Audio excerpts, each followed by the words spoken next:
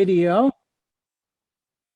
And I'm going to cue you, and we start in 3, 2, 1. You're live.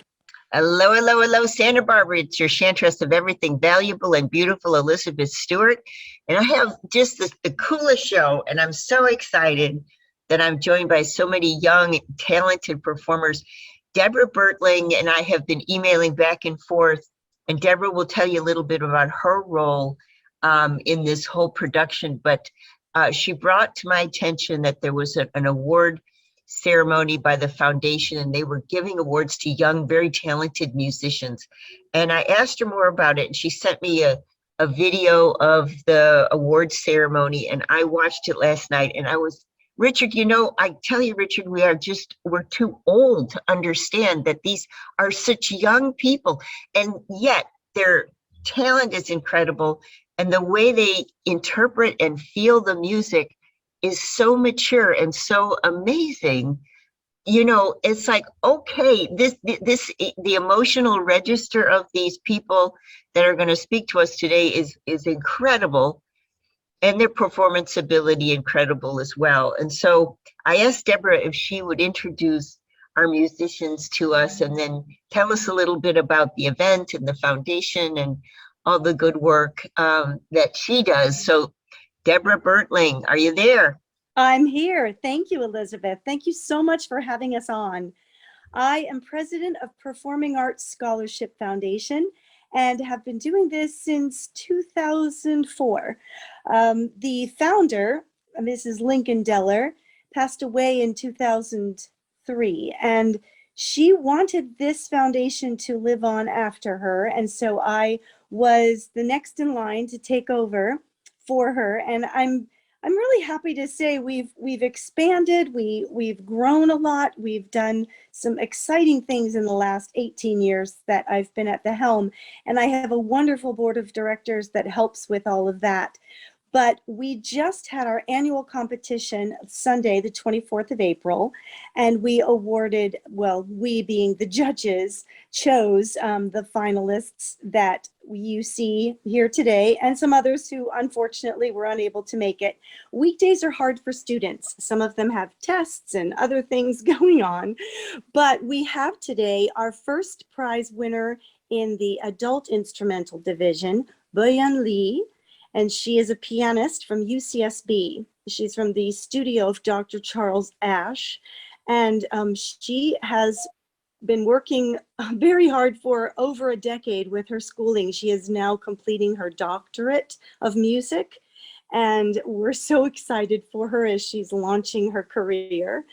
We also have our runner-up or second place winner in the adult instrumental division, and that is Sophia Malvini. She is a lovely high schooler who's actually the second up in the adult. She already won the junior division back in 2019, the last time we could have a live competition. And she is going to finish high school early because she wants to launch her violin career. So she is really on a career track as well. And then we have Zayn Schweik from here in Santa Barbara, who is half of the Santa Barbara Piano Boys. His brother Ryan is also a wonderful pianist. And Zayn is a senior at Dos Pueblos High School. And he and his brother are both graduating and moving on to college, and they will be majoring in music as well. I don't know yet where they are going to go because they haven't decided yet. They have so many options available to them. So these are three very accomplished, and I know you'll be. Oh, Zayn. Okay, are we gonna get breaking news here? Well, we have made a decision. We've decided on Johns Hopkins and Peabody for engineering and music. Whoa, so great! We're excited about that and looking forward to it. Okay, off to Baltimore soon. Fantastic. Both brothers are going to study both music and engineering. Yes, yeah, we'll be double majoring. Wow, that's fantastic. Okay, Deborah, sorry, I had to get that because I saw the light in Zayn's eyes that perhaps he had made a decision. So there you go. Go ahead, Deborah. Oh no, I'm glad to hear that they made a decision, and that's exciting news. Thank you for sharing that, Zayn. Thank you. Yeah. Okay, so we've got, is everyone been introduced? And I have to say, Deborah, she's amazing on stage. I watched her when the film of the presentation of the scholarships, and she's excited as all the performers are to present this wonderful talent to us. And this happened at the Music Academy of the West in Hahn Hall. And, you know, so I guess what I'd like to do is Zayn's given us an opportunity to have him play for us. And where are you, Zayn? I see you've got a poster of the great composers behind you. Yes, that's right. I'm at home. And that's it. Okay. And is that like it's a little studio room? You've got an upright Yamaha there, I see. Sort of, yeah. It's in our living room. We've kind of made this section our music section. All right. And So when you practice with your brother, do you have another piano? Yes. We do. We have two pianos in our living room, and so this is kind of the musical half of where we live. Now tell me, I'm interested to know. So I was actually telling Boyan on various emails, we were corresponding back and forth.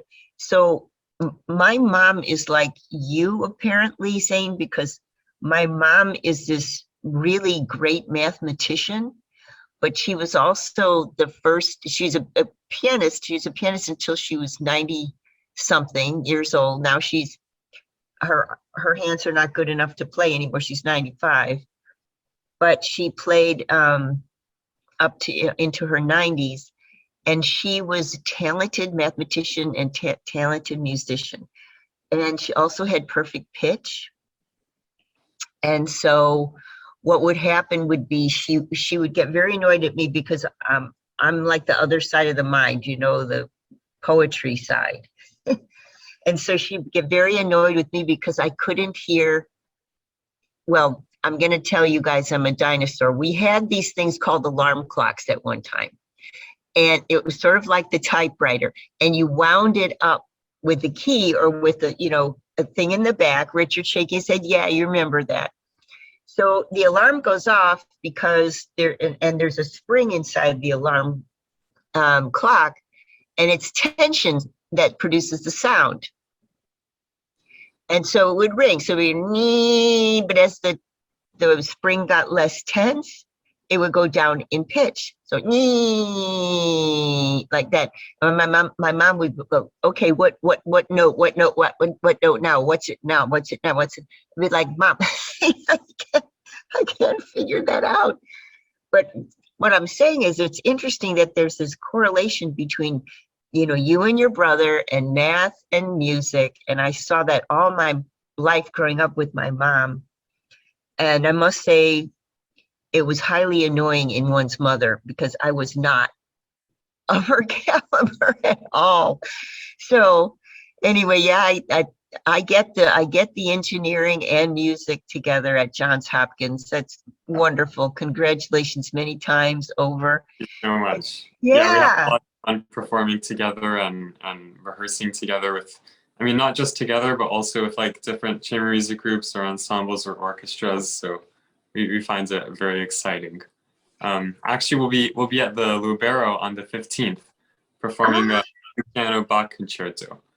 Libero on the 15th. And what is the show called so people can buy tickets? It's I think it's a youth symphony, the Santa Barbara Youth Symphony's annual concert, or one of them. Right. Okay. Yeah, I've covered that before, and yeah, completely free, so anyone can come. And it's free. Yes. Okay, Santa Barbara Youth Symphony, and that's the 15th. The 15th, yeah, at 4 p.m. At 4 p.m. And you are playing what for that concert? My brother and I will be doing a 2-piano Bach concerto with the orchestra. Fantastic. Fantastic. And what are you playing for us today? Today I'll be doing one of Beethoven's piano sonatas, opus 27, sorry, number 27, opus 90. The first time I heard this piece was during COVID, during the lockdown. And it was, I as you'll hear, this piece has some pretty sad moments, but also like energetic and happy ones too. So it kind of was a nice reflection of my time at home and kind of in isolation, I guess, although we were still doing lots of performances online. But it's become one of my favorite pieces now because it has so much emotion and feeling, and I thought to share it with you all today. Sounds great. Richard's giving us a sign saying we got to go to quick break. When we get back from the break, we'll launch into the concerto, if that's okay. Hey, Richard, isn't it amazing? You know, it's like how accomplished these young folks are. And the discipline that it takes to be that accomplished is, again, quite remarkable. And I would be interested later in the program to have them answer the question, is this their passion, their purpose in life, or is this leading to something else? But I'd like to see them answer that later on in the program. I love that. I love that question. Okay, we'll go to quick break, and then Zayn's going to play concerto, a little bit of a concerto for us when we get back. Don't turn that down. All right, here we go. Segment 2 in 3, 2, 1. You're live. So Zayn, will you introduce the piece that you're going to play a small segment of one more time? Sure, yes. Beethoven's Piano Sonata number 27, opus 90. Go for it, my dear. All right.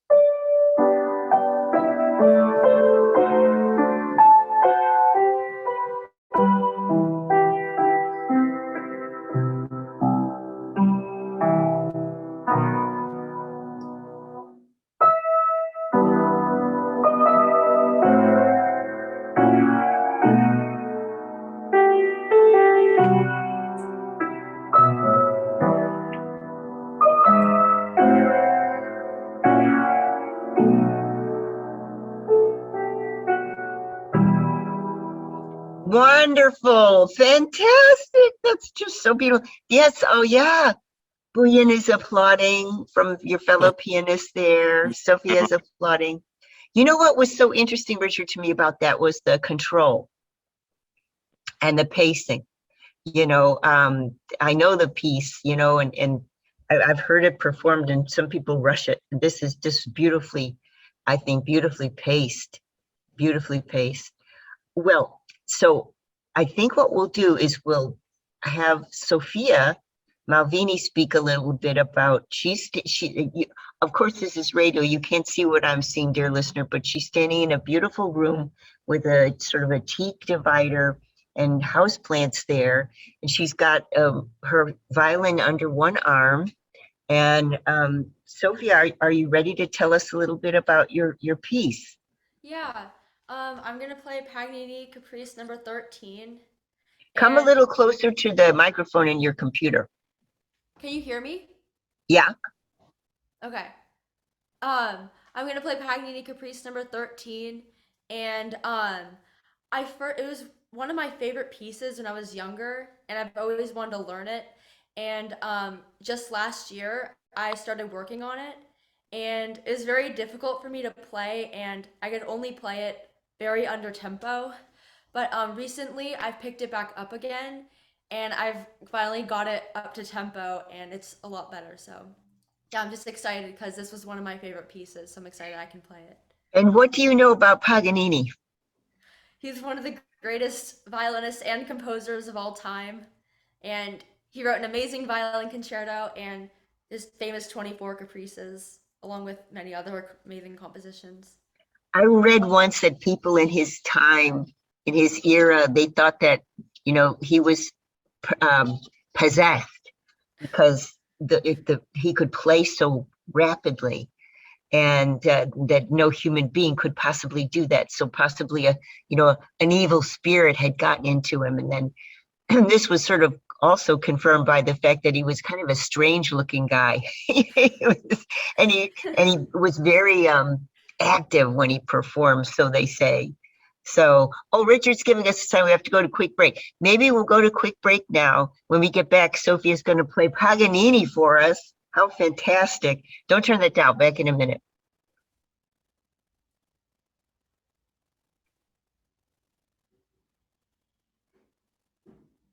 Ready when you are, Richard. 3, 2, 1, you're live. Welcome back. It's Elizabeth Stewart, and I'm speaking with the award winners of the Scholarship Foundation's young musicians. Sophia Malvini, before the break, was just telling us she's going to perform something by Paganini for us. Go for it, Sophia.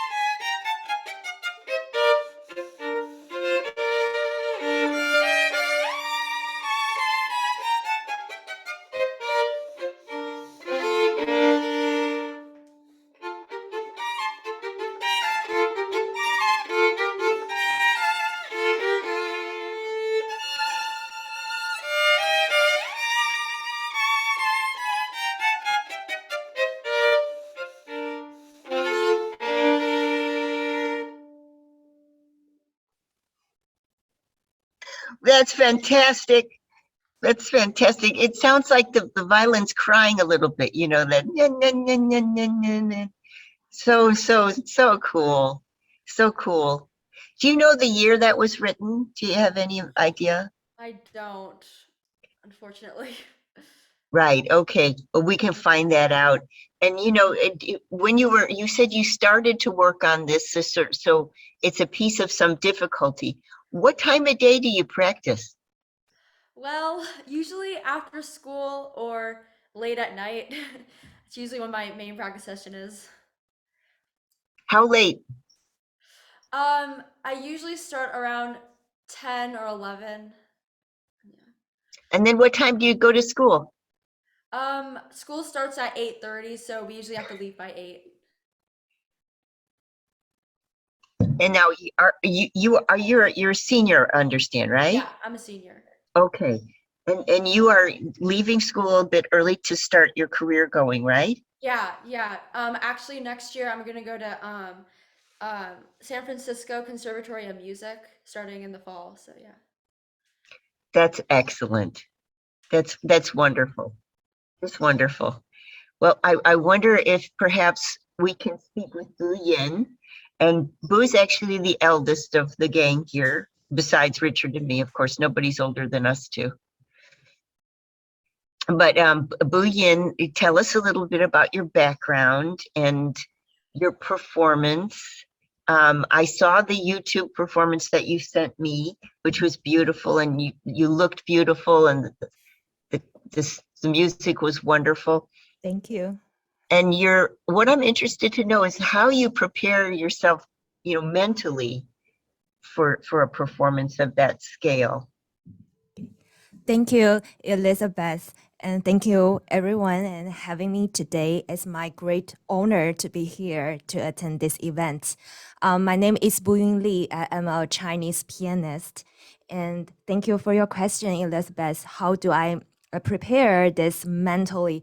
I mean, this piece is from great composer Liszt. And I mean, his work is really difficult, very challenging for every pianist. But for me, this piece is full of like technique challenging. There are so many like arpeggio scales. But thanks for my piano teacher, Dr. Charles Ash, really helped me a lot for this piece. So here I want to say special thanks to him very much. And for me, how do I prepare mentally? It comes to my practice, because when I practice this piece, I always took a lot of slow practice and always keep in mind the music ideas, even though they are technically challenging. But I always remember the singing line, because basically this piece is from the opera, from the opera Verdi's opera Rigoletto. So I will always like singing to the melody, and even though it's very hard, challenging part, but how do I play it musically? So I took it slow practicing and have all of nuances to in my mind, and of course work on those difficult part as well. Okay, but when you're actually let me take you back to maybe the day of the performance. Sure. I'm thinking, how do you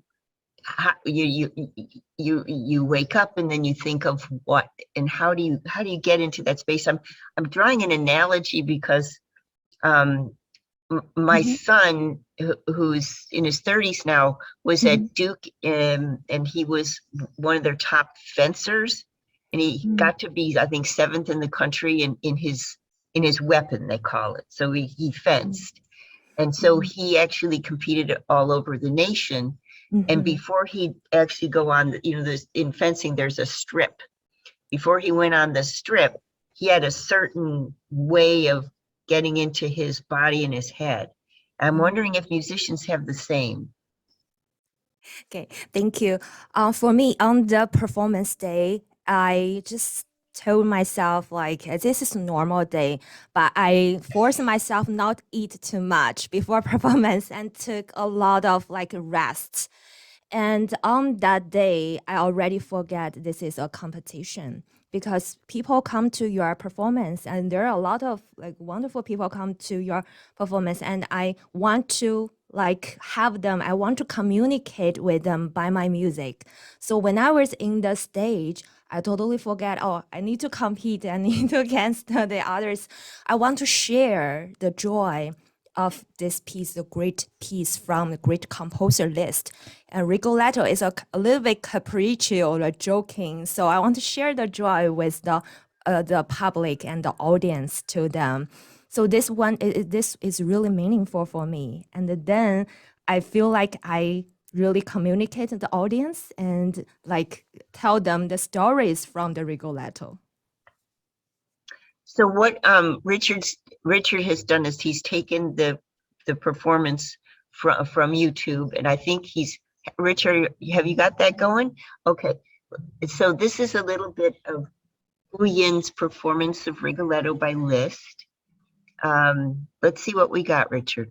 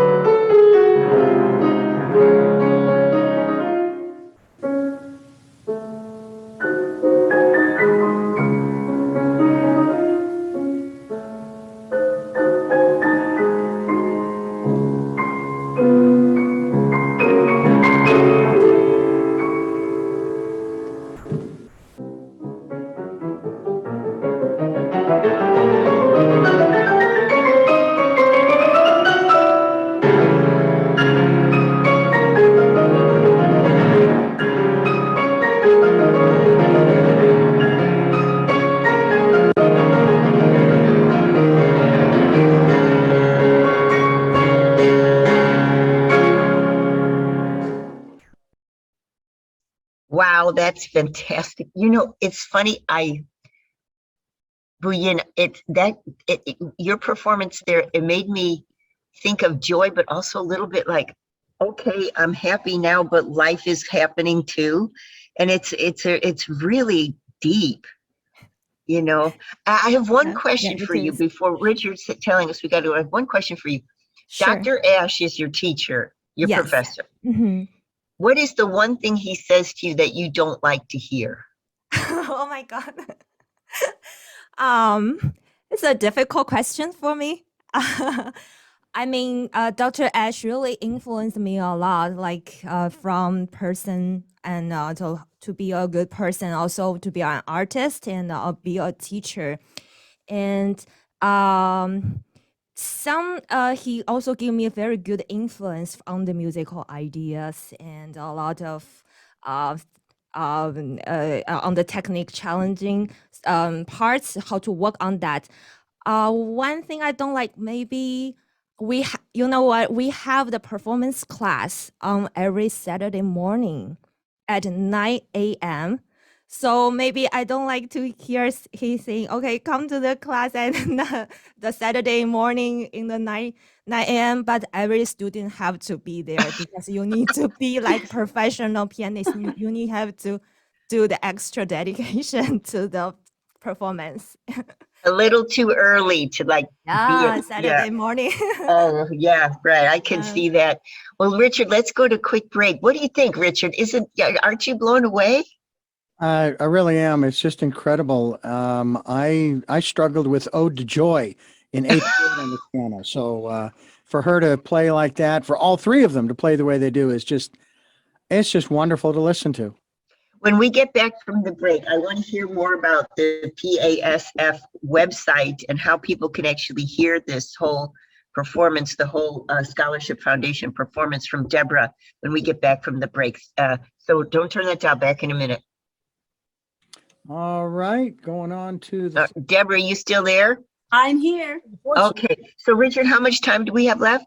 well, you still have let's see, we've done three, so you're on to four. You see about 16 minutes, but you still have one more break to do.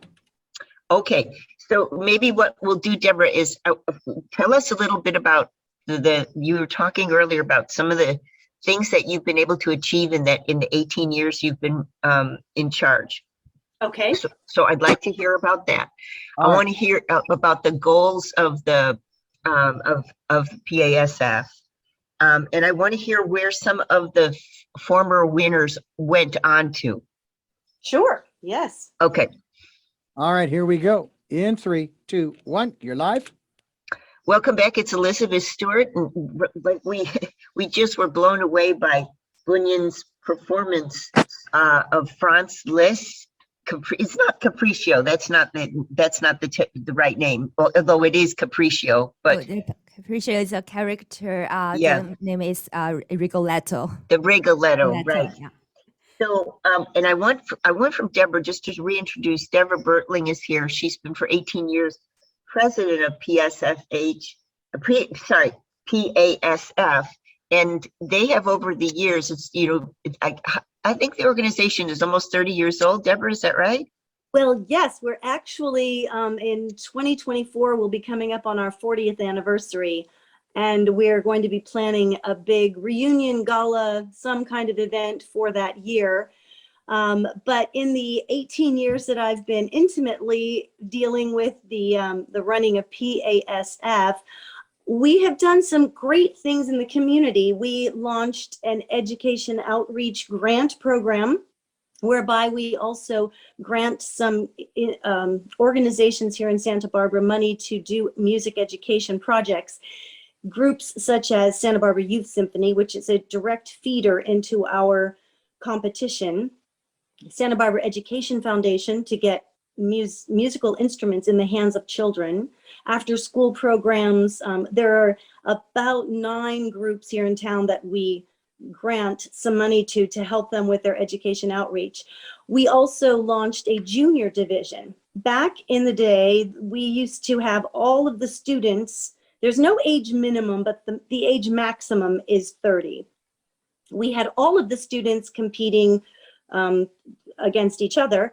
And so when we would choose our finalists who would go on to the competition, we sometimes had for instance, a 10-year-old violinist competing against a 26-year-old postgraduate, college student. So we decided, with the help of one of our board members who actually won some scholarships from us in years past, Chris Davis, to launch a junior division for the instrumentalists. And then we have an age division. So it's a little more even for those who are competing in each of those divisions. We also have a vocal division. And this year, for the first time ever in PASF's history, we had one young woman come and audition for us. So we couldn't have a vocal competition because there was just one person. And Naomi Merer, who is a fabulous soprano at UCSB, she has also finished her doctorate. She was given a scholarship as well because she definitely earned it. And we hope she'll come back and compete again next year and that we'll have more vocalists come and audition for us. But I wanted to also say that our foundation, Performing Arts Scholarship Foundation, our mission is to encourage, nurture, and support young musicians. That is our first and most important goal. And we have been achieving that now for 38 years. So I'm very proud to be part of the organization, and I would love people to go on to our website because you will find out a lot more about us. You'll see pictures of the winners. The winners have just been posted on our website. You'll also get to see, there's a link for the YouTube channel whereby you can watch the entire competition from this year. And you can see all of our wonderful finalists perform at Lehman Hall at Music Academy of the West. And I'll give you that address. It is www.pasfsb.org. So that stands for Performing Arts Scholarship Foundation, Santa Barbara, pasfsb.org. Okay, and I have a question. So let's say somebody's inspired by these wonderful young musicians and the music that we're playing and they want to donate. Can they do so through their website? They sure can, yes. Okay, and I have to tell you, it was really interesting. Richard and I got how many years ago this was, but we love the Santa Barbara Youth Symphony. I regularly go to their concerts. And I asked the conductor one year, I said, can you send me a student? We want to have a concert on the air. Can you send me a student? And here comes this little skinny kid, absolutely charming, wonderful. And he's carrying a contrabassoon that's like 5 times his size. And he played it in the studio. It was amazing. But the Youth Symphony, yeah, Richard remembers that. The UC, I think he went on to UC Berkeley, I think I heard. But the Youth Symphony is just so full of great talent. And I didn't know that you guys were one of the feeders into that, Deborah. Well, just by virtue of the fact that the young musicians here in Santa Barbara often end up in that group, they are also encouraged by Santa Barbara Symphony to audition for us and their teachers, of course. And I should mention that Sophia Malvini, who played violin for us today, is taught by her mother, Valerie Malvini, who is an excellent violinist and has played with the Los Angeles Philharmonic and other orchestras as a substitute. And her younger brother, Joseph, is a classical guitarist like his father. And David Malvini is a musicologist and a professor at Santa Barbara City College. And he is also the author and coordinator for our Music Matters at Community Arts Music Association. So he's written this curriculum that students can learn about the great composers in elementary school. And so I'm a docent for that program as well. I think it's very important to expose children to classical music, whether or not they love it and it becomes part of their lives. It's important to know our roots. And oh, by the way, the Paganini piece would have been written somewhere in the neighborhood of 1815 to 1830. I thought it was, or very early 19th century. Yeah. But I don't know the exact year. So, I know Zayn said that he was actually in the Youth Symphony or was going to perform with them, right, Zayn? Yes, yeah, my brother and I will be performing with them. And that's the 15th. And then Sophia, are you in the youth symphony as well? Yeah, I'm concertmaster currently. Yeah. You're concertmaster. Okay, okay. So then their performance is the 15th. So that's coming up shortly, and it's a free concert. It's so much fun to see. So much fun to see.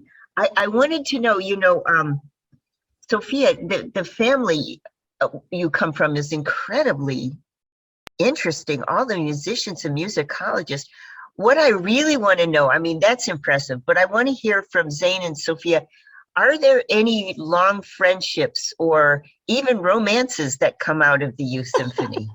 I really would like to know. I want to hear the gossip about the youth symphony when we get back from the break. Don't turn that down. Back in a minute, we are talking with Deborah Bertling, who's bringing for us the competition that was just happening this past Sunday for PASF, which is in short the Scholarship Foundation, and that supports and promotes young musicians in Santa Barbara, music and musicians in Santa Barbara. Don't turn that down. Back in a minute with our wonderful musicians. No, seriously, I'd love to hear, because I was in high school, I was in band and a cappella, and I was an accompanist for our chorus. But I played terribly in comparison with you guys. But, I was good enough to accompany a high school chorus. But at any event, do you know that 45 years later, that the core group of us, there was probably 15 or 20 musicians in the group. We called ourselves the M Hallers because we were in the music hall. So we were the M Hallers in our high school, and we regularly get together and celebrate each other's birthdays on Zoom. This has been going on for 40 some odd years. It's because because we were musicians together. And gosh, I think I dated probably the entire trombone section, most of the percussion section. I went to prom with the bass player from our symphony, and then I went to another prom with the percussionist, and then I went to prom also with one of the pianists for the symphony. So I remember 3 proms I was. I believe this subject is for a program to be aired late at night. No, it wasn't like that in those days. But, it's suffice to say, there's something really special about fellow musicians, because if my gang has stuck together for 40 plus years, we were on the road together competing, and it was just, we're still friends. And all of that 20 in the gang is still either studio musicians or has something to do with the arts, or they're in mathematical fields. They're accountants, engineers, computer scientists, digital people. Okay, so ready? Here we go. 3, 2, 1. You're live. Welcome back. It's Elizabeth Stewart, and I'm talking with award winners of PASF scholarships, the Scholarship Foundation that supports young musicians here in Santa Barbara. And I was speaking with Deborah that the PASF supports the youth symphony, and I love the youth symphony. And I always fantasize about the youth symphony because I was in youth symphonies and bands and choirs and this sort of thing. And I had lots of boyfriends and girlfriends. I had lots of romances and lots of friendships that were all based in the music departments and through the symphonies and bands. And so I want to hear the gossip from Zayn and Sophia. Do you have friends, quote unquote, friends and people you date from youth symphony? Well, like the whole youth symphony is just like we're all really good friends with each other, and I'm not dating anybody from there, but I know a few people who are dating each other in the youth symphony, and they met through youth symphony. So, yeah. And okay, so what instruments are dating who? I know. Well, a first violin is dating a second violin, and I think a cellist is dating one of the winds, I think. Yeah. Okay, so I was interested to know that because I got that image. Remember, Richard, of that wonderful little young man bringing the contrabassoon in, and I was thinking, okay, the contrabassoon, I don't think they date anybody, contrabassoon. Or the tuba for that matter. And That's right. like a metaphysical level, what those instruments represent and those people who are dating who play those instruments. What does that mean? Well, that's what I was driving at, because you know the crazy people. I don't know, the crazy people are the winds. I think I think the winds are the crazy folks in a symphony orchestra. Zayn, what do you think? Who's the crazies? Honestly, I have no idea. I think everyone's like, they're all very great people. And like personally, like Sophia, like I know so many people in so many different ensembles and symphonies that are just, I consider friends. Like I go to school with them or rehearse with them. It's just one big happy community. I wanted to ask you about Piano Boys. Tell me about that. Yeah, well, my brother and I started playing classical piano at 5, and we've been studying weekly and regularly ever since. And then around 9 years old, after having a couple performances at like retirement homes and farmers markets, we kind of made a name for ourselves as SP Piano Boys. So it was not intentional, but it kind of just, it happened, and this duo was formed. And ever since, we've been keeping ourselves very, very busy every week with at least 2 or 3 performances. And you know, we've performed at music academies, halls, schools, I mean, pretty much everywhere, you name it, and holding our own community concerts. And we actually hope to at least hold a couple more before we go off to college, because we're so grateful for everything the community has done for us, like in terms of supporting us and just being so amazing. That is, Deborah, can you tell us one more time how we're going to see the YouTube of the competition? Yes, it is www.pasfsb.org.